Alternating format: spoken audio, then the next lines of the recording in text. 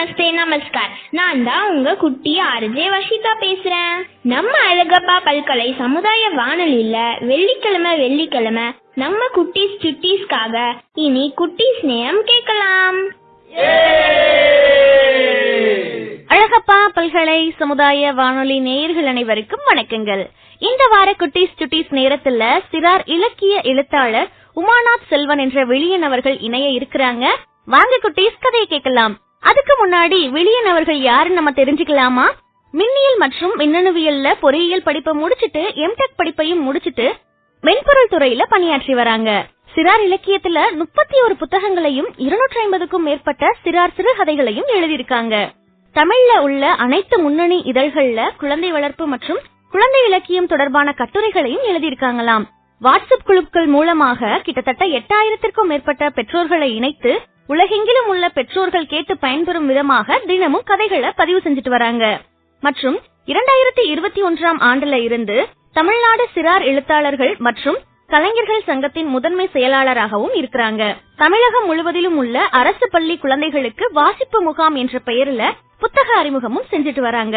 இல்லம் தேடி கல்வி திட்டத்துல மாநில ஆலோசனை குழு உறுப்பினராகவும் உள்ளார். தமிழ்நாடு அரசின் பாடத்திட்ட குழுவிலும் நூலக புத்தக தேர்ந்தெடுக்கும் குழுவிலும் பங்கேற்று உள்ளார். அடுத்ததா வெளியன் அவர்கள் வாங்கிய விருதுகள் என்னன்னு நம்ம கேட்கலாமா? சிறந்த குழந்தை இலக்கியத்திற்கான தமிழ்நாடு முற்போக்கு எழுத்தாளர் சங்கத்தின் விருது, ஆனந்த விகடன் வழங்கிய சிறந்த குழந்தை இலக்கியத்திற்கான விருது, சிறார் இலக்கிய பங்களிப்பான சேசன் சன்மார்க்க விருது, சென்னை புத்தக கண்காட்சி மற்றும் தேசிய குழந்தைகள் புத்தக திருவிழாவிலும் சிறந்த குழந்தை இலக்கியத்திற்கான விருது மற்றும் செம்மொழி தமிழ் பல்கலைக்கழகம் இவருக்கு கௌரவ டாக்டர் பட்டமும் வழங்கி சிறப்பித்துள்ளது. அடுத்ததா நியூஸ் 7 வழங்கிய யுவரத்னா விருது, VIT வழங்கிய சிறந்த முன்னாள் மாணவருக்கான விருது என பல்வேறு விருதுகளையும் பெற்றுள்ளார். தீவிர வாசிப்பு, பயணம், இலக்கிய விமர்சனம், புகைப்படக்கலை ஆகியவற்றின் மீது ஆர்வம் கொண்டுள்ள இவர் குழந்தைகளுக்கு கணிதம், அறிவியலின் மீது ஆர்வம் ஏற்படும் உரைகளையும் தொடர்ந்து நடத்தி வருகிறார். சோ வாங்க குட்டீஸ், வெளியன் அவர்கள் பகிரும் கதையை கேட்டுடலாமா? ஏதோ ஒரு கிராமத்துல ஒரு தாத்தாவும் பாட்டியும் வாழ்ந்துட்டு வந்தாங்க. அது ரொம்ப சின்ன கிராமம். தாத்தாவும் பாட்டியும் தனியா தான் இருந்தாங்க. தாத்தாக்கு பாட்டியும் பாட்டிக்கு தாத்தாவும் துணையா இருந்தாங்க. அவங்க வயசான காலத்திலயும் தாத்தா தானே உழைச்சுதான் சம்பாரிச்சு அதுலதான் சாப்பிட்டாரு. ஒரு சின்ன நிலம் இருந்தது. அந்த நிலத்துலதான் தாத்தா தினமும் வேலை செஞ்சு அதுல கிடைக்கிற வருமானத்துல இவங்க வாழ்ந்துட்டு வந்தாங்க. காலையில போயிடுவாரு தாத்தா வேலைக்கு. பாட்டி மதியம் சமைச்சு வகை வகையா சமைப்பாங்க. ரொம்ப ரொம்ப அழகான கிராமிய உணவுலாம் சமைப்பாங்க. அப்படி ஒரு நாள் பாட்டி தாத்தாக்கு களி செஞ்சாங்க. களி பாத்திருக்கீங்க இல்லையா, சாப்பிட்டிருக்கீங்க இல்லையா? அந்த களியை 3 உருண்டையா, நல்லா பெரிய பெரிய உருண்டையா செஞ்சு ஒரு கூடையில வச்சு தாத்தாக்கு எடுத்துட்டு போனாங்க. தாத்தாக்கு பயங்கர பசி, உச்சி வெயில். தென்ன ஒரு மரத்து கீழே உட்காந்து அந்த கூடையில இருந்த களியெல்லாம் எடுத்து ஒரு தட்டுல வச்சாங்க. 3 உருண்டை இருந்தது. சரி, தாத்தா என்ன சொன்னாரு, நீ ஒரு உருண்டை சாப்பிடு, நான் ஒரு உருண்டை சாப்பிடுறேன், மீதி இருக்க உருண்டைய பாதி பாதியா 2 பேரும் சாப்பிடலாம்னாங்க. அப்படி எடுத்து வைக்கும்போது திடீர்னு பாயிங் பாயிங் பாயிங் அப்படின்னு ஒரு அணில் வந்துச்சு. அணில் ரொம்ப பசியா இருக்கிற மாதிரி அந்த உருண்டையே பாத்துட்டு இருந்தது. தாத்தா என்ன பண்ணாரு, கொஞ்சோண்டு எடுத்து குடுக்கலாமா அப்படின்னு யோசிச்சாரு. பாட்டி என்ன சொன்னாங்க, ஏங்க முழுசா ஒரு உருண்டையை கொடுத்துருங்க, பாவமா இருக்குங்க அந்த அணில், அது வச்சு வச்சு சாப்பிடும் அப்படின்னாங்க. சரின்ட்டு அந்த ஒரு முழு உருண்டை எடுத்து அணில் கொடுத்துட்டாரு. அணில் ரொம்ப ஆசையா வாங்கி டிங்க டிங்க டிங்க டிங்க டிங்க எடுத்துன்னு ஓடி போயிடுச்சு. ஓடி போயிட்டு ஒரு மர பொந்துல வச்சுக்கிச்சு. அதனுடைய வீடுன்னு நினைக்கிறான் அது. சரி, 2 உருண்டை இருக்கு, தாத்தாக்கு 1 பாட்டிக்கு 1 சாப்பிடலாம்னு உட்காந்தாங்க.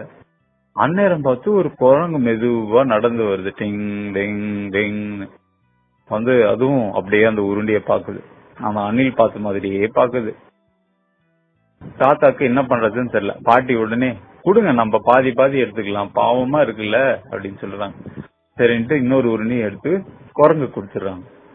மீதி ஒரே ஒரு உருண்டை இருக்கு. சரி, வேற யாருன்னா வரதுக்கு முன்னாடி நம்ம சாப்பிடலான்னு தாத்தா கையில எடுத்து பந்து மாதிரி இருக்கு இல்லையா உருண்டை, அப்படி மேல தூக்கி தூக்கி போடுறாரு. கை தவறி கீழே உருண்டுடுது. குடு குடு குடு குடு குடு குடு குடு குடு குடு குடு குடு குடு குடு குடுன்னு அது ஓடி போகுது. அந்த களி ஓடி போய் ஒரு பொந்துல விழுந்துருது. தாத்தாவால வேகமா ஓட முடியல, வயசாயிடுச்சு இல்லையா. அப்படி போயிட்டு ஒரு பொந்து கீழே விழுந்துடுச்சு. ஐயோ, களி இனிமேட்டு கிடைச்சாலும் சாப்பிட முடியாது, இந்த மண்ணு எல்லாம் பட்டு ரொம்ப அழுக்காயிட்டு இருக்கும், என்ன பண்றது அப்படின்னு யோசிச்சுட்டே இருந்தாராம். அப்போ அந்த ஓட்டையில இருந்து டிங் அப்படின்ட்டு ஒரு எலி வந்துச்சு. எலி பார்த்துட்டு தாத்தா அப்படியே பார்த்துட்டே இருக்காரு. அந்த எலி பேச ஆரம்பிச்சது. தாத்தா, நீங்க தான் இந்த களிய உள்ள போட்டீங்களா? ரொம்ப சுவையா இருந்தது, யாரு செஞ்சாங்க அப்படின்னாரு. முதல்ல தாத்தாக்கு என்னடா அது, ஒரு எலி பேசுதே அப்படின்னு ஆச்சரியமா இருந்ததா. ஆமா, என் மனைவி தான் செஞ்சாங்க, நல்லா இருந்ததா அப்படின்னு. ஆமா, எங்க ராஜ்யத்துல எல்லாருமே சாப்பிட்டோம், எல்லாருக்கும் ரொம்ப பிடிச்சிருந்தது அப்படின்னாங்க. அது ராஜ்யமா அப்படின்னு ஆச்சரியமா கேட்டாரு தாத்தா. ஆமா, எங்க எலி ராஜ்யம். இங்க ஒரு ராஜா இருக்காரு, ஒரு ராணி இருக்காங்க, மந்திரிகள்லாம் இருக்காங்க, ஒரு சேவகர்கள் இருக்காங்க, அப்புறம் படை வீரர்கள் இருக்காங்க, கஜானா இருக்கு, எல்லாம் இருக்கு எங்க ராஜ்யத்துல அப்படின்னாரு. ஓ அப்படியா? ஆமா, நீங்களும் வாங்க தாத்தா, எங்க ராஜா கிட்ட நீங்க தான் அந்த களியை கொடுத்தீங்கன்னு அறிமுகப்படுத்தி வைக்கிறேன், எங்க ராஜ்யத்துக்கு வரீங்களா அப்படின்னு. சரி போலாமே அப்படின்னாரு தாத்தா. உடனே அந்த எலி அந்த தாத்தாவை பிடிச்சு பாயின்னு அந்த பொந்துக்குள்ள கூட்டு போயிடுச்சு. அந்த தாத்தாவே போயிட்டாரு உள்ள போயிட்ட உடனே பார்த்தா அது பெரிய ராஜ்யமா இருக்கு. நம்ம நினைச்ச மாதிரி அது பொந்தே கிடையாது. அங்க ராஜாக்குன்னு ஒரு மேடை இருக்கு, ஒரு பெரிய அறை இருக்கு, அங்க ராஜாக்கு வீசுறதுக்கு சாமரெல்லாம் இருக்கு. அப்புறம் ஒரு அறையிலயும் தங்கம், ஒரு அறையில வைரம், ஒரு அறையிலயும் நகை, ஏகப்பட்டது இருக்கு. அப்ப ராஜா வந்தாரு, கை வணங்கிட்டே வந்தாரு. நீங்க தான் அந்த களியை கொடுத்தவங்களா? எங்க ராஜ்யத்துல எல்லாருமே சாப்பிட்டோம் களிய, இந்த மாதிரி நாங்க சாப்பிட்டதே இல்ல, ரொம்ப அருமையா இருந்தது, உங்களுக்கு நாங்க ஏதாச்சும் செய்யணுமே அப்படின்றாரு. அப்படியே சுத்தி முத்தி பாக்குறாரு தாத்தா. இல்லங்க, எனக்கு எதுவும் வேணாம், பாட்டி எனக்காக காத்துட்டு இருப்பாங்க, என்ன அங்க போய் விட்டுருங்க அப்படின்னு சொல்றாரு. உடனே இல்ல நீங்க கண்டிப்பா எதனாச்சும் எடுத்துட்டு போனோம், இங்க இருந்து எங்களுடைய அன்பின் பரிசா நீங்க எடுத்துட்டு போனோம் அப்படின்னு சொல்றாரு. சரி, தாத்தா என்ன பண்றாரு, அங்க நிறைய நகைலாம் இருந்தது இல்லையா, அந்த நகையில ஒரே ஒரு சின்ன கம்பல் மட்டும் எடுத்துக்கிறாரு. இதே மாதிரி கம்பல் நாங்களும் வச்சிருந்தோம், திடீர்னு ஒரு நாள் காணாம போயிடுச்சு, அதனால இந்த கம்பல் மட்டும் பாட்டிக்கு எடுத்துக்கிறேன், இது மட்டும் போதும் அப்படின்றாரு. சரிங்க தாத்தா, தாராளமா எடுத்துங்க, வாங்க நாங்களும் பாட்டிக்கு எங்களுடைய அன்பையும் வாழ்த்தையும் தெரிவிக்கிறோம் அப்படின்ட்டு வந்தாங்க. எல்லாரும் பாட்டிக்கிட்ட வராங்க. பாட்டிக்கிட்ட வந்தா தாத்தா அந்த சின்ன கம்பல் கொடுக்குறாரு. என்னங்க, என்னாச்சு, களி போயிடுச்சா? சரி, நான் போய் வீட்டுல வேற எதனா செஞ்சு எடுத்துட்டு வரேன் அப்படின்றாங்க. இந்தா உனக்காக ஒரு கம்பல் கிடைச்சது அப்படின்றாங்க. அந்த கம்பலை பார்த்துட்டு எப்படி கிடைச்சதுன்னு தாத்தா எல்லா கதையும் சொல்றாரு. ராஜ்யத்துக்கு போயிட்டு வந்த கதை, அங்க எலி எல்லாம் பார்த்த கதை எல்லாம் சொல்றாரு. உடனே அந்த பாட்டி உங்களுக்கு வயசாயிட்ட உடனே புத்தி மழுங்கிடுச்சா, மத்தவங்க பொருள் எல்லாம் நம்மளுக்கு எதுக்கு, நம்மளே உழைச்சு சாப்பிடணும் இல்ல அப்படின்னு சொல்றாரு. அப்பதான் அந்த எலி ராஜாக்கு பரியில அடிச்ச மாதிரி இருந்தது.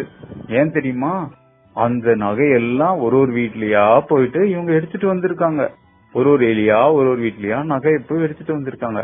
ஐயோ, பாட்டி சொன்னதுதானே உண்மை, உழைச்சுதானே சாப்பிடணும், இப்படி நம்ம எடுத்துட்டு எல்லார் வீட்டுல இருந்து எடுத்துட்டு வந்துட்டோமே, தப்பு இல்ல இதுன்னு அப்பதான் புரிஞ்சது. ஓன்னு அழ ஆரம்பிச்சிருச்சு அந்த எலி. அந்த எலி ராஜா இத்தனைக்கும், என்ன மன்னிச்சிடுங்க பாட்டி, நாங்க இத்தனை நாள் நாங்க ரொம்ப தப்பு செஞ்சிட்டோம், எங்க ராஜ்யத்தை காப்பாத்துறதுக்காக நாங்க நிறைய வீட்டுல இருந்து திருடிட்டு வந்தோம், இந்த கம்பலை கூட உங்க வீட்டுல இருந்தா எடுத்துட்டு வந்தோம், இது உங்களுடைய கம்பல் தான் பாட்டி, தயவு செஞ்சு எடுத்துக்குங்க பாட்டி, எங்களை எல்லாரையும் மன்னிச்சிருங்க பாட்டி அப்படின்னு அழுதுச்சு. ஓ அப்படியா, சரி சரி, நீங்க எல்லாம் போங்க, நாங்க வீட்டுக்கு போயிட்டு நானும் தாத்தாவும் சாப்பிடுறோம் அப்படின்னு சொன்னாங்களாம். அப்புறம் அந்த எலிராஜா ஆணையிட்டது, படை வீரர்களே, எங்கிருந்தெல்லாம் இந்த நகை எடுத்து வந்தீர்களோ அங்கேயே கொண்டு போய் வையுங்கள் அப்படின்ட்டு எல்லாரும் கிளம்பி போயிட்டாங்க. ஆனாலும் கடைசியில தாத்தாக்கு பாட்டிக்கு ரொம்ப பசி. ஐயோ என்ன பண்றதுன்னு யோசிச்சிருந்தாங்களாம். அப்ப திடீர்னு பாட்டியோட மடியில 2 மாம்பழம் விழுந்துச்சு. இங்க மேல அணில் இல்ல, 2 மாம்பழத்தை மேல இருந்து இந்த தாத்தா பாட்டிக்கு போட்டிருக்கு.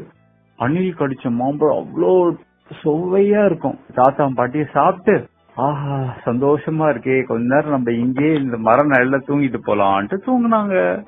அவ்வளவுதான், கதை முடிஞ்சிடுச்சு. நம்ம எல்லாரும் தொடர்ந்து இணைந்திருப்பது அழகப்பா பல்கலை சமுதாய வானொலி. இது காரைக்குடியின் முதல் வானொலி. இன்னைக்கு நம்ம வானொலியில குட்டீஸ் சுட்டீஸ் நேரத்துல வெளியனவர்கள் பகிர்ந்த கதையை கேட்டு மகிழ்ந்தோம். இந்த கதை உங்களுக்கு எல்லாம் ரொம்ப பிடிச்சிருக்கா குட்டீஸ்? அப்ப மறக்காம நம்ம அழகப்பா பல்கலை சமுதாய வானொலியின் மின்னஞ்சல் முகவரிக்கு உங்களுடைய கருத்துக்களை அனுப்பலாம். kamradio@alagappauniversity.ac.in. இந்த நிகழ்ச்சியை நீங்க அழகப்பா பல்கலை சமுதாய வானொலி மட்டுமில்லாம அழகப்பா பல்கலைக்கழகத்தின் இன்டர்நெட் ரேடியோ, ஸ்பாட்டிஃபை, கூகுள் பாட்காஸ்ட்லயுமே கேட்டு மகிழலாம். நன்றி நேயர்களே. தொடர்ந்து இணைந்திருப்போம். இது அழகப்பா பல்கலை சமுதாய வானொலி, காரைக்குடியின் முதல் வானொலி.